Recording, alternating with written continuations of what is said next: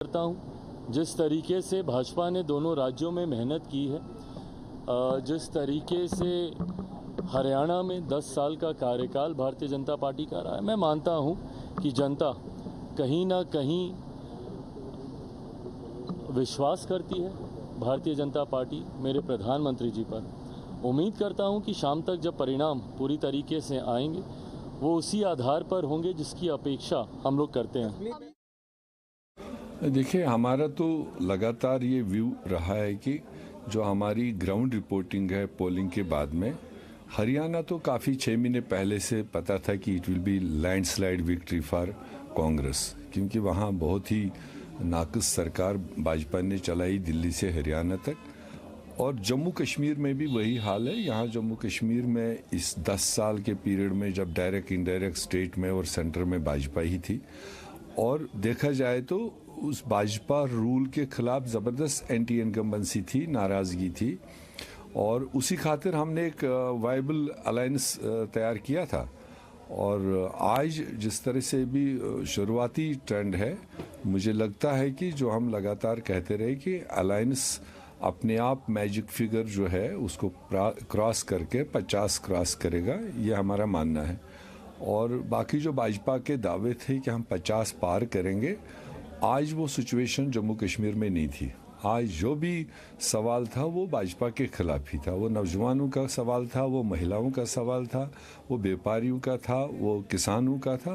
वो सारे सवाल उन्हीं के खिलाफ थे। तो इसलिए उनके दावे और ये स्लोगन मारना अलग चीज़ है, मगर हम मान के चल रहे हैं कि अलायंस सबसे बड़ी पार्टी उभर के आएगी जम्मू कश्मीर में। अच्छा, બે અપડેટ આપને આપી દઈએ। તેમાં આપ જમ્મુ કાશ્મીરમાં ઉમર અબ્દુલ્લા બંને બેઠક પર આગળ ચાલી રહ્યા છે। ઉમર અબ્દુલ્લા યાદ રાખવું પડે કે લોકસભા ચૂંટણી હાર્યા છે અને બંને બેઠક પર ઉમર અબ્દુલ્લા આગળ ચાલી રહ્યા છે। નેશનલ કોન્ફરન્સના મુખ્યમંત્રી લગભગ ઉમર અબ્દુલ્લા બનશે જો સરકાર આવી તો, અને આ પરિસ્થિતિની વચ્ચે ઉમર અબ્દુલ્લા બંને બેઠક પર આગળ ચાલી છે। નંબર 2, હરિયાણામાં ઝુલાના બેઠક પર જે આખા હરિયાણામાં જે ચર્ચા ચાલી રહી છે, વિનેશ ફોગાટ પહેલી વાર ઝુલાનામાં પહેલી વાર એ મહિલા કેન્ડિડેટ જીતવા જઈ રહ્યા છે, કારણ કે જે રીતે આગળ ચાલી રહ્યા છે, જબરજસ્ત લીડથી આગળ ચાલી રહ્યા છે। તો બે સૌથી વધુ પાર્થિવભાઈ અમારી સાથે જોડાઈ ગયા છે કોંગ્રેસમાંથી। પાર્થિવભાઈ, દર વખતે રાજ્યોના પરિણામમાં આપણે જોયું છે કે કોંગ્રેસના ભાગે હતાશા આવી છે, પણ આજે તો કોંગ્રેસ માટે સુવર્ણ દિવસ છે। આજે જબરજસ્ત આંધી હરિયાણાની અંદર, જમ્મુ કાશ્મીરમાં પણ તમારી અને એનસીની સરકાર બની રહી છે। જનકભાઈ, જે રીતે 10 વર્ષનું શાસન સમગ્ર દેશે જોયું, જે રીતના પરિણામો આપણે 2024થી લોકસભાના પણ જોયા, જેને કહી શકાય કે એક ડાઉનગ્રાફ બીજેપીનો દેખાઈ રહ્યો છે। સ્પષ્ટપણે જે જુઠ્ઠાણા ચાલતા હતા, જે ખોટા વાયદા અપાતા હતા, હવે લોકો ઓળખી ગયા છે એમને, અને એનું આ પરિણામ છે। હરિયાણા જો, અને આજે વન નેશન વન ઇલેક્શનની વાત કરતા હતા, એ 4 રાજ્યોના ઇલેક્શન ભેગા નથી કરાવી શકે, એ પણ હકીકત છે।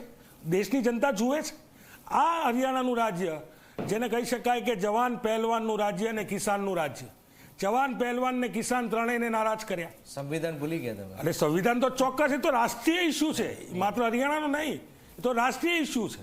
જે પ્રકારે 700 જેટલા ખેડૂતોએ કિસાન આંદોલનમાં જીવ ગુમાવવા પડ્યા, જે રીતે આપણી પહેલવાન દીકરીઓએ ધરણા ઉપર બેસવું પડ્યું, અને જે રીતે એમને ઘસેડવામાં આવ્યા, જે રીતનું વર્તન એ દીકરીઓ જે આપણા દેશનું ગૌરવ વધારતી હતી, આ બધું હરિયાણાએ જોયું, અને એનું આ પરિણામ છે।